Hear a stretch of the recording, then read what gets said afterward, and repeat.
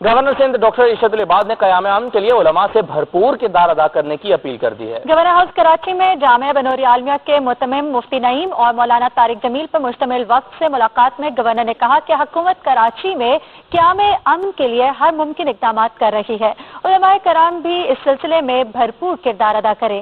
इस मौके पर मौलाना तारिक जमील का कहना था कि जुबान तमाम फसादात की जड़ है, हम सबको मिलकर अमन के लिए काम करना होगा। गवर्नर सिंध डॉक्टर इशरत इबाद नाल तबलीगी जमात दे अमीर मौलाना तारिक जमील ने मुलाकात की ते अमन अमान दी बहाली लई खसूसी दुआ भी की। गवर्नर सिंध डॉक्टर इशरत इबाद ने मारूफ खतीब मौलाना तारिक जमील दे नाल सिंध गवर्नर हाउस विच होने वाली मुलाकात विच किया कि अमन लई उलमाए कराम दा किरदार अहम है ते तारीख इस गल दी गवाह है कि मुल्क विच जदों अमन अमान दा मसला पेश आया उलमाए कराम ने अपना भरपूर किरदार अदा किया। मौलाना तारिक जमील ने गुफ्तगू में दसिया कि इस्लाम अमनो आतिशी का दर्स देंदा है ते एक इंसान का कतल पूरी इंसानियत दे कतल है। उन्होंने कहा कि बेगुनाहां दा खून बहाने वाले अल्लाह दे अजाब तो नहीं बच सकते। इस मौके पर कराची में अमन अमान लई खसूसी दुआ भी की गई। बिस्मिल्लाहिर्रहमानिर्रहीम अस्सलातु वस्सलामु अला रसूलिहिल करीम व अला आलिहि व सहबिहि अजमईन। इस्लाम एक आलमी पैगाम अमन है। इस्लाम का मतलब ही सलामती है, ईमान का मतलब अमन है। हम भाई भाई दस्तों गिरबां हुए सिर्फ़ इस्लाम को भुलाकर और आखिरत की अल्लाह के सामने पेशी को भुलाकर।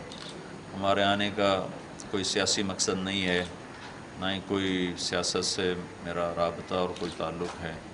मैं इस मुल्क का एक बाशिंदा हूँ, यहाँ का दर्द मेरा दर्द है, यहाँ का दुख मेरा दुख है, यहाँ की राहत मेरी राहत है। किसी एक मुसलमान का बेगुनाह का खून गिरता है तो ज़मीन आसमान पूरा तहस नहस हो जाए, इससे ज़्यादा किसी एक मुसलमान के नाहक खून का गिरना है। और अल्लाह के नबी का फरमान है कि किसी इंसान, मुसलमान ने किसी इंसान को नाहक कत्ल करने पर अगर पूरी दुनिया के इंसान जमा हो जाएं तो अल्लाह ताला उस एक कत्ल के बदले में पूरी दुनिया के इंसानों को जहन्नम में डाल देगा। तो हमारा मुल्क ज़ख्मी है और हमारे भाई एक दूसरे से दस्तों गिरबां हैं। हम ये पैगाम लेकर आए हैं कि अल्लाह ताला आपस में मोहब्बत पैदा फरमा दे, उल्फत पैदा फरमा दे और हर भाई दुनिया को मुसाफिर खाना समझकर अपनी आखिरत की तैयारी में लगे और अपने मौत के बाद आने वाले अल्लाह के सामने पेशी, चूँकि जो कुछ कर रहा है वो ये ना समझे कि वो आज़ाद है, उसे एक दिन अल्लाह के सामने खड़े होना है और अपने किए का हिसाब देना है। तो वहाँ सुरखरू होना हम सब की सबसे बड़ी ज़रूरत है कि अल्लाह ताला मौत के बाद हमें कामयाब फरमाए, जहन्नम से बचाए, अपनी रज़ा नसीब फरमाए। तो हमारी आमद अपने भाइयों की मिन्नत है, हमारे ही भाई हैं, मुसलमान बड़ा कीमती है, कितना ही गुनाहगार क्यों न हो, उसके लिए अल्लाह के नबी का आंसू बहा है। आप रोए हैं, अपनी उम्मत के लिए तड़पे हैं, सारी सारी रात आपने आंसू बहाए हैं, अपनी उम्मत के गुनाहगारों के लिए भी रोए हैं, नेकों के लिए भी रोए हैं। तो अल्लाह के महबूब का उम्मती कितना ही गाफिल क्यों न हो, उसके पीछे अल्लाह के नबी का रोना धोना है। तो हम वो एहसास बेदार करने और उसको याद दहानी के लिए हमारी हाज़िरी हुई है कि सब आपस में प्यार मोहब्बत से रहें, एक दूसरे के हुकूक़ पर कोई डाका ना डाले। अल्लाह के नबी सल्लल्लाहु अलैहि वसल्लम ने बैतुल्लाह की तरफ ऐसे उंगली का इशारा किया और फरमाया, ए बैतुल्लाह, तू बड़ी हुर्मत वाला है, लेकिन एक मुसलमान की हुर्मत तुझसे भी ज़्यादा है। तू बड़ा काबिल एहतराम है, लेकिन एक मुसलमान की इज़्ज़त, एक मुसलमान तुझसे भी ज़्यादा काबिल एहतराम है। ये अल्लाह ताला के नबी ने बैतुल्लाह में खड़े होकर ऐसे उंगली का इशारा करके इरशाद फरमाया। सिर्फ मुसलमान की अज़मत को दिल में बिठाने के लिए कि एक मुसलमान कितना कीमती है, उसके पास कुछ भी नहीं, सिर्फ खाली कलमा, उसके पास इतनी बड़ी दौलत है कि सारी दुनिया के ख़जाने इसके सामने हेज हैं।